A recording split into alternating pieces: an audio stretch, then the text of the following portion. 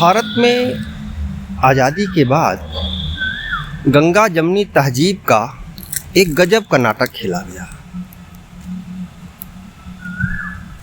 और कश्मीरियत को बताया गया कि दोनों कौमें हिंदू मुसलमान साथ में रह सकते हैं।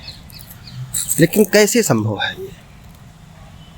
पहलगाम में जिस तरह से धर्म पूछ कर लोगों को मारा गया, जिस तरह से वहाँ की प्रत्यक्षदर्शी बता रहे हैं किस तरह से घोड़े वालों ने धर्म पूछा कुरान पढ़ते हो कि नहीं पढ़ते हो, अजमेर जाते हो नहीं जाते हो, सब ठीक है, कोई बात नहीं पूछ सकता है। लेकिन भारत का जो राजनीतिक वर्ग है,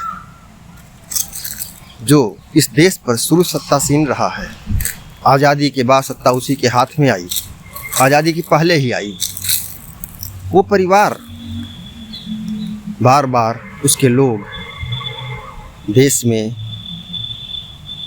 पाकिस्तान के खिलाफ और एक वर्ग विशेष के खिलाफ विशेष हिमायत क्यों रखते हैं? ये गंगा जमनी तहजीब, कश्मीरियत अफीम है हम भारतीयों के लिए, और ये अफीम सुहाया जाता है जिससे आप अपने 1000 वर्ष की गुलामी को भूले रखें, अपनी परंपराओं को आप जीवित न कर पाएँ, वो क्रमशः मार दिया। आप देखिए ना, मणिशंकर अय्यर बोल रहे हैं कि बंटवारे के समय की कुछ अनसुलझी चीज़ें हैं जो पहलगाम में घट रही हैं। आतंकवादी आते रहे इस देश में, हमारी सेना मारती रही, लेकिन हमारे राजनीतिक नेतृत्व किस तरह बातें करता रहा। आज जम्मू कश्मीर के राजनीतिक दलों की बहुत बड़ा वर्ग दिल्ली की सत्ता के डर के मारे कह लीजिए या उसके प्रभुत्व के कारण कह लीजिए कि आज वो पाकिस्तान से बात करने का हिमायती नहीं दिखाई पड़ता। कहता हम बात नहीं करेंगे। इसके पहले यही परिवार कश्मीर से बात करने के लिए ललायत था। है क्या चीज़ आखिर ये गुत्थी? क्यों नहीं हम समझ पा रहे हैं इस तरह से कि ना तो कोई गंगा जमनी तहजीब है, बस केवल स्वार्थ की बात है। जिस कुरान में कहा गया है कि अगर कोई इस्लाम नहीं मानता वो काफिर, उसे मार दीजिए। सर सैयद अहमद ने कहा है जब आपका बस ना चले, जब आपके इस्लाम की बातें ना पूरी हो, तब आप दिखावा करिए अच्छे इंसान बनने का। ये सब है क्या इस देश के लिए? अगर इसके बाद भी आम भारतीय अपने मन में ऐसे भावों को लेकर के सचेत नहीं होता तो देश में जो स्थितियाँ बदलेंगी वो बड़ी घातक होंगी। आने वाली पीढ़ियाँ अपने इतिहास बोध से,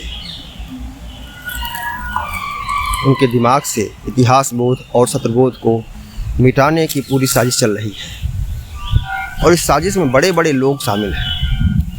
सत्ता चाहे किसी की हो, जैसे अमेरिका में बात चली डीप स्टेट की, ऐसे भारत में गंगा जमनी तहजीब को मानने और मनवाने वाले डीप स्टेट हैं, जो सत्ता में हैं, सेना में हैं और देश के लगभग हर संस्थाओं में बैठा दिए गए हैं।